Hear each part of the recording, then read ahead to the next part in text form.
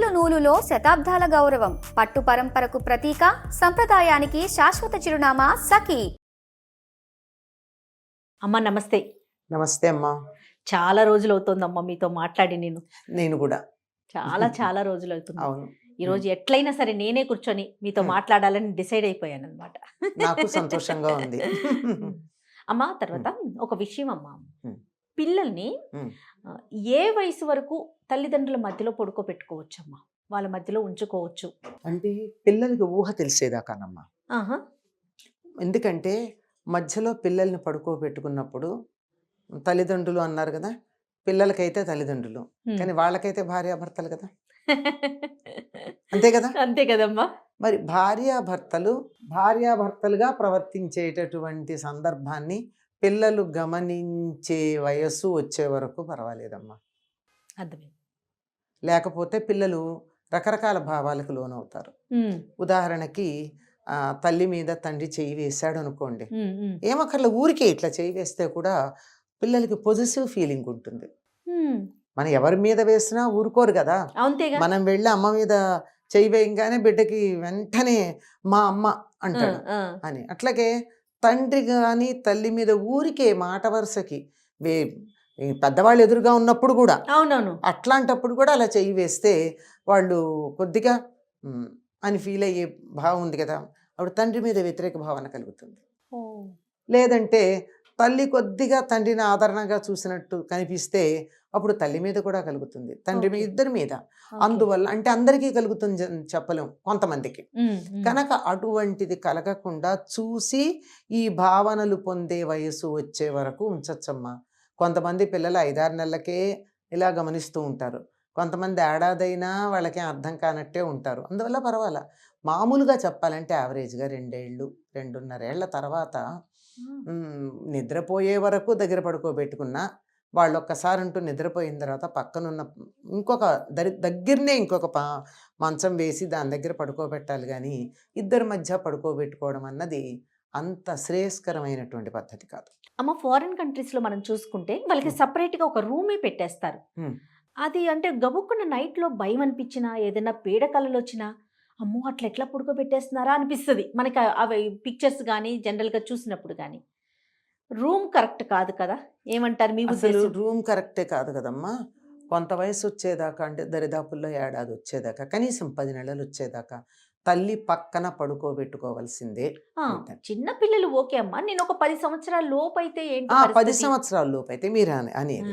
ఎందుకంటే తల్లిదండ్రులు మాకు దగ్గర ఉన్నారు అనేటటువంటి ఒక భద్రతా భావం చాలమ్మా వాళ్ళకి, దగ్గరికి ఏమి చేసినా చేయకపోయినా. కానీ అలాగని చెప్పి వీళ్ళు పిల్లలు దగ్గర ఉండగా తల్లిదండ్రులు కొంచెం దగ్గరగా ఉన్నట్టయితే వీళ్ళు భరించలేరు. వేరే రూమ్లో పడుకోబెట్టడం కన్నా, మనకి పూర్వకాలం ఎలా ఉండేది, పెద్దవాళ్ళకు మంచం ఉండేది, దాని కింద ఇంకో చిన్న మంచం ఉండేది, ఆ మంచం లాగి పిల్లల్ని పడుకోబెడుతూ ఉండేవారు. అంచేత కావాలంటే దాన్ని కొంచెం పక్కకు పెట్టుకున్నా వాళ్ళకి అమ్మా నాన్న ఉన్నారని తెలుస్తుంది, కానీ కనపడదు కదా. ఆ విధంగా చేయవచ్చు. అనేక రకాలైన మార్గాలు ఉన్నాయి. కానీ పిల్లలకి తల్లిదండ్రుల యొక్క చేష్టలు రాత్రిపూట కంటపడడం మంచిది కాదమ్మా. ఓపెన్ గా చెప్పాలంటే అంతే. అస్సలు అది వాళ్ళల్లో రకరకాల భావాలు కలిగిస్తుంది. ముందర తల్లి మీద కానీ తండ్రి మీద కానీ వ్యతిరేక భావన కలిగించడంతో పాటు అటువంటి చేష్ట వాళ్ళు కూడా చేసే ప్రయత్నం చేస్తే అదే ప్రమాదం కదా. అంచేత వాళ్ళ కళ్ళెదురుగా ఉండకూడదు.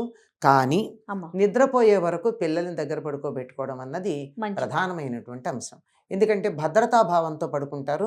ఆ తర్వాత వాళ్ళని పక్కకి జరపచ్చు. నిద్రపోయిన తర్వాత ఎత్తుకుని పడుకోబెట్టచ్చు, లేదంటే వాళ్ళని నిద్ర బాగా వచ్చిన తర్వాత లేచి పక్క పడుకోనన్నా అంటే పక్కకు వెళ్తారు, అదేం పర్వాలేదు. కానీ అప్పటి వరకు మాత్రం అది శ్రేయస్కరమైనటువంటి పద్ధతి కాదు విడిగా పడుకోబెట్టడం.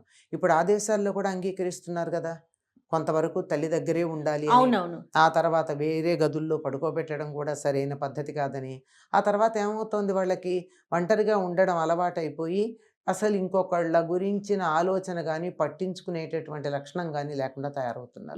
నేను ఇప్పుడు అదే పాయింట్ అడగాలనుకుంటున్నాను. ఇప్పుడు నైట్ అంతా ఒక్కళ్ళే ఉండటం వలన ఇంకా మిగతా వాళ్ళతో కలవలేకపోవటం, ఎక్కడికి వెళ్ళినా అడ్జస్ట్మెంట్ అనేది లేకపోవటం, హ్మ్. ఇలాంటి ఇష్యూస్ ఉంటాయి కదమ్మా. చాలా ఉంటాయి. అసలు పక్కన ఇంకోళ్ళు తగిలితే ఉండలేకపోవడం. ఇరిటేషన్ వచ్చేస్తుంది అది. వాళ్ళకి. దాంతో కొంత వయసు వచ్చేటప్పటికి 11, 12 టీన్స్‌లోకి వస్తారు కదా! ఆ, టీన్స్‌లోకి వచ్చేటప్పటికి ఎవరైనా ఇలా ముట్టుకోగానే వాళ్ళకి వెంటనే ఆ స్పర్శ తాలూకు అనుభూతి కలిగి ఆ స్పర్శ కోసం వెంటపడడం. ఇట్లా కూడా అవటానికి అవకాశం ఉంది కదా. ఇట్లా ఉంది. ఆ, అట్లా ఉంది.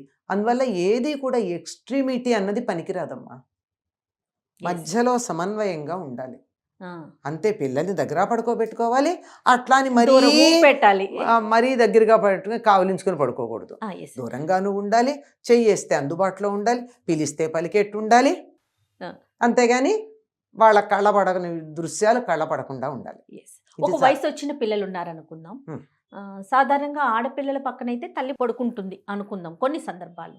మరి మగపిల్లల పరిస్థితి ఏంటి? ఒక వయసు వచ్చిన పిల్లల దగ్గర తల్లి కూడా కొంచెం దూరంగా ఉండటమే ఉండటమే అవసరం. అవసరమమ్మా. తప్పనిసరిగా. అమ్మాయి ఇప్పుడు తల్లి తండ్రికి ఇప్పుడు పడుకునే విషయం మామూలుగా దగ్గర కూర్చోవడం, మామూలు విషయాలు తల కాదు. దువ్వడం, తలంటి పోయడం, అవసరమైతే ఆ. అవన్నీ చేయడం, ఏదో కాళ్ళు పట్టడం ఉంటాయి కదా. అవునవును. ఇవన్నీ చేయొచ్చు. కానీ పడుకునే విషయానికి వచ్చేటప్పటికి మాత్రం తల్లి అయినా తండ్రి అయినా ఒక వయసు వచ్చిన తర్వాత పక్కన పడుకోవడం అన్నది అంత శ్రేయస్కరమైనటువంటి విషయం కాదు.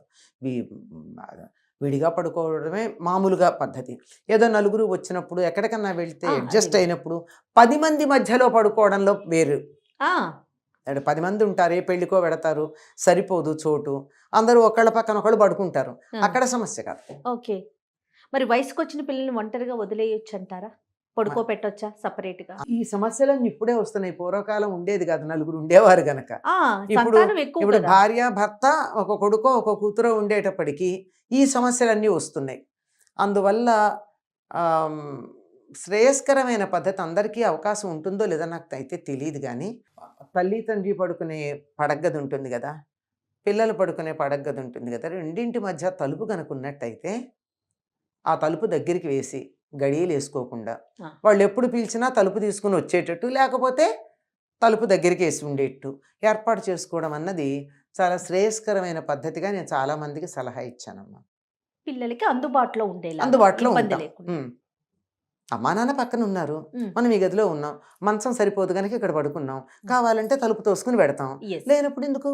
ఆ, నా ప్రైవసీ నాది, వాళ్ళ ప్రైవసీ వాళ్ళది. yes, yes. అదే ఆ రకం. ఇప్పుడు బేసిక్గా మనకు ఒక కాన్సెప్ట్ ఉందనుకోండి, అమ్మా.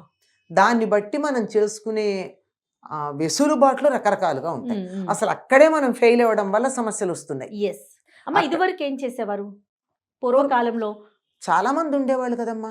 ఉమ్మడి కుటుంబాలు ఉండేవి. ఉమ్మడి కుటుంబాలు ఉండేవి. అందరికీ తలొక గది ఉండేది కాదు. ఆ, సాయంకాలం అయ్యేటప్పటికి పక్కలు పరిచేవాళ్ళు, పగలు పక్కలు ఎత్తేసేవాళ్ళు. ఆ, పర్మనెంట్ మంచాలు కాదు కదా. కదా, మడత మంచాలు లేదా మామూలు మంచాలు ఎత్తో పక్కన పెట్టేవారు. చక్కగా పక్కలు వేసేవారు. ఎవరి మంచం మీద వాళ్ళు ఒకే హాల్లో పడుకునేవాళ్ళు. హాలో, వరండానో, గదులు ఎన్ని ఉంటే అన్ని. ఇప్పుడు 10 మంది పిల్లలు అంటే 10 మంది పిల్లలు అంటే ఒకళ్ళకే కాదనుకోండి, అన్నదమ్ములు 3, 4 ఉన్నారు. Yes, yes. ఈ అన్నదమ్ముల పిల్లలు వాళ్ళ పిల్లలు కలిపి 10 మంది ఉన్నారు. ఈ 10 మందికి 10 గదులు ఇచ్చుకుంటే ప్యాలెస్ కావాలి.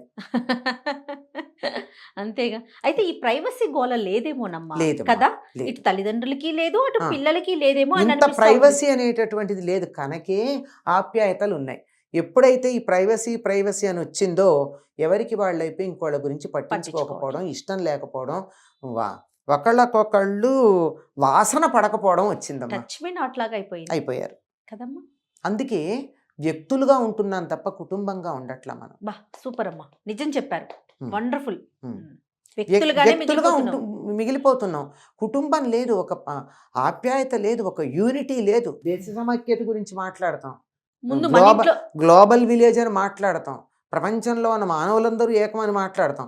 కుటుంబంలో ఉన్న 3, 4 ఏకంగా ఉండలేకపోతున్నారు కదా. ఉమ్. ఇది ఎందుకు ఆలోచించట్లా? సరే 10 మందిని కనలేకపోతే వదిలేద్దాం. కనీసం ఇళ్లలో అమ్మనో నానమ్మనో ఉంచుకుంటే పిల్లలు వాళ్ళతో ఉంటారు కదా. మనకేమో వాళ్ళు నచ్చట్లేదు, ఇద్దరం ఉద్యోగాలు చేయాలి, ఇంట్లో పెద్దోళ్ళు ఉండొద్దు. ఉమ్. అందుకని కుటుంబ వ్యవస్థను ప్రోత్సహించండి, ఎంకరేజ్ చేయండి అన్నట్టు ఒక లైన్. అదే చెప్పండి. ఇప్పుడు ఒకప్పుడు మా చిన్నతనంలో 5, 6 పిల్లల దాకా అందరు ఉండేవాళ్ళు. వాళ్ళే పెరిగి వాళ్ళు పెరిగేవాళ్ళు. కలిసి ఉమ్మడి పడుకోవడం. కుటుంబాల్లో ఉంటే 10 మంది ఉండేవాళ్ళు. అమ్మ. లేకపోతే కూడా విడిగా ఉంటే కనీసం 3 పిల్లలు. తర్వాత 1 or 2 వచ్చింది. ఆ తర్వాత ఓన్లీ 1 వచ్చింది. ఆ తర్వాత 1 ఆర్ నన్ను వచ్చింది. ఇప్పుడు నన్ను వచ్చింది.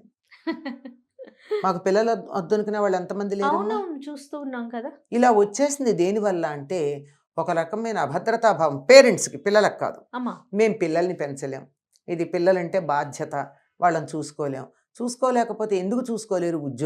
ఉద్యోగం దేనికి? మేము బాగుండడానికి. ఇవాళ బాగున్నాం, రేపటి సంగతి ఏమిటి? అది ఆలోచించట్లేదమ్మా. ఆలోచించట్లా. ఆ, అసలు దీనికి అంతటికి గొప్ప పరిష్కారం ఉండనే ఉంది. నేను ఎప్పుడూ నా విద్యార్థులకు చెప్తూ ఉంటాను. వాళ్ళు చాలామంది నాకు ఫీడ్బ్యాక్ కూడా ఇస్తారు. అమ్మా. మీరు మీ అత్తగారును అమ్మ అంటే ఆడపిల్లలకైతే అత్తగారు, అబ్బాయికైతే అమ్మ. ఆ, అత్తగారినో అమ్మగారినో ఇంట్లో పెట్టుకోండి. ఏమవుతుందంటే ఒకవేళ ఒక అత్తకి కోడలు పరాయిది, తిడుతుంది, విసుక్కుంటుంది, నో ప్రాబ్లం. ఉమ్, నీ పిల్లల్ని తన వాళ్ళుగా చూసుకుంటుంది కదా. ఒక నానీ కన్నా బెటర్ కదా, ఒక ఆయా కన్నా బెటర్ కదా. Why don't you think like that? yes, నువ్వు ఎంత exactly. విజిలెన్స్ పెట్టాలి ఒక ఆయానో నానీనో పెడితే? అవును. వాళ్ళు ఏం చేస్తున్నారో ఏం తెలుసు?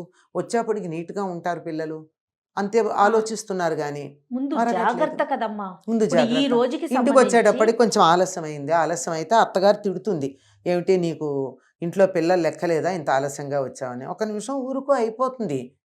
చూడలేక అన్నది. ఆఫీస్లో బాస్ తిడితే పట్టలేదా, అత్తగారు తిడితే ఏం మాయరోగం పడ్డానికి? బాగా చెప్పారమ్మా. నీకు నీ అత్తగారికి పడకపోవచ్చు, there is no doubt about it. అంటే ఎందుకంటే చాలామంది విషయంలో. అవునవును. కానీ నీ పిల్లలు ఆవిడ మనవాళ్ళో మనవరాళ్ళు కదా, ఉమ్. వాళ్ళని చూసుకుంటుందిగా.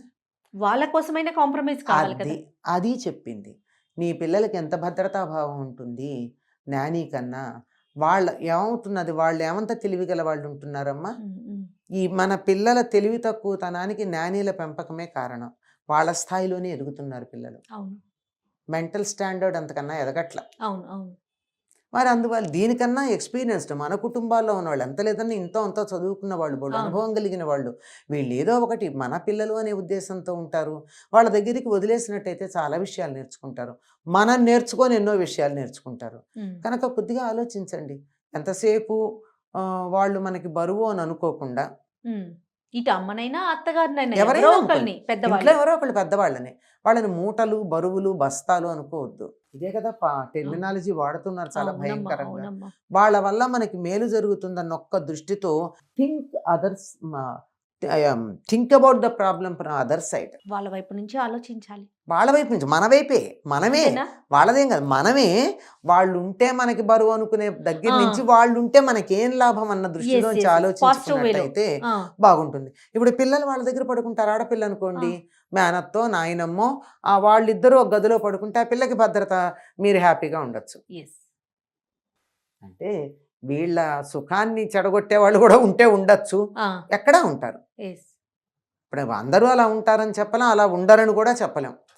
అందువల్ల మన జాగ్రత్తల్లో ప్రతి సమస్యని మనకున్నటువంటి పరిస్థితుల్లో మనకి చేతనైన రీతిలో దాన్ని పరిష్కరించుకునే ప్రయత్నం చేయాలి. Every problem is unique. చాలా బాగా చెప్పారమ్మా.